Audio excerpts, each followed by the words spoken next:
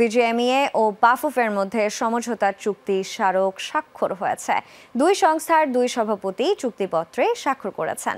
এর মাধ্যমে বিজিএমইএ বাংলাদেশের কোনো স্পোর্টস বডির সঙ্গে অংশীদারিত্ব স্থাপনকারী প্রথম ট্রেড বডি হিসেবে গণ্য হলো।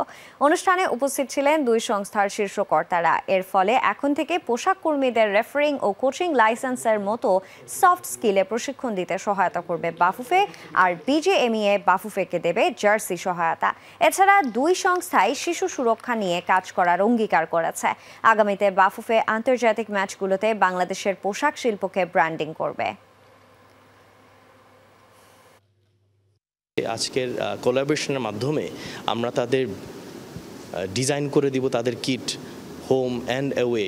এই যে আন্তর্জাতিক প্লেয়াররা যারা গ্লোবালি খেলছে, বিজিএমএ তাদের ডিজাইন করে মেড ইন বাংলাদেশকে আমরা গ্লোবাল প্ল্যাটফর্মে প্রমোট করব। এইভাবে করে অনেক রকমের আমাদের পয়েন্টস আছে যেটা নিয়ে আমরা কাজ করব, যে কীভাবে যৌথভাবে আমাদের বাংলাদেশকে আলটিমেটলি প্রমোট করতে পারি।